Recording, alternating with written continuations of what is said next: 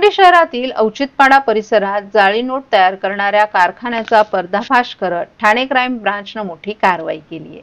या कारवाईबाबत तब्बल 30 लाख रुपयांच्या बनावट नोटा जप्त करण्यात आल्या असून 5 आरोपींना अटक करण्यात आली आहे। ठाणे क्राईम ब्रांच 2 ला मिळालेल्या गोपनीय माहितीनंतर ही कारवाई करण्यात आली। भिवंडीच्या औचित्यपाडा भागात मुख्य आरोपी शेखर यानं एक कारखाना सुरू करून तिथे नकली नोट तयार करण्याचं काम सुरू केलं होतं।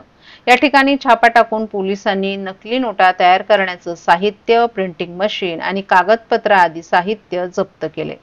या संदर्भात माहिती देताना ठाणे क्राईम ब्रांचचे डेप्युटी कमिशनर अमर जाधव यांनी आम्हाला मिळालेल्या माहितीनंतर कारवाई करत 30 लाखांहून अधिक नकली नोट आणि त्याचं साहित्य जप्त केलं असून 5 आरोपींना अटक करण्यात आली असून न्यायालयाने त्यांना 8 मे पर्यंत पोलीस कस्टडी दिल्याची माहिती दिली आहे।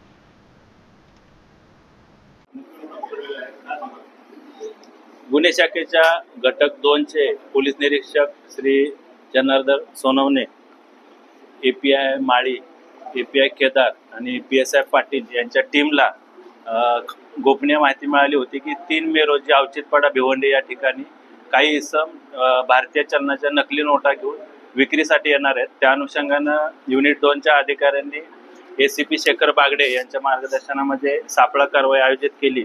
त्या अनुषंगानं सुरुवातीला 3 आरोपींना संशयित आरोपींना ताब्यात घेतलं। त्यांच्याकडे भारतीय चलनाच्या बनावट नोटा अंदाजे 30 लाखाच्या आपल्याला मिळून आल्या। त्या अनुषंगानं कायदेशीर कारवाई केली। त्याचबरोबर त्या तपासामध्ये पुढे आपण मुख्य आरोपीचा कार्यालयाचा, घराचा वगैरे आपण सर्च घेतला, शोध घेतला।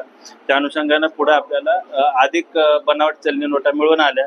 एकूण आतापर्यंत आपल्याला 45,50,000च्या बनावट चलनी नोटा तपासामध्ये मिळून आलेल्या आहेत।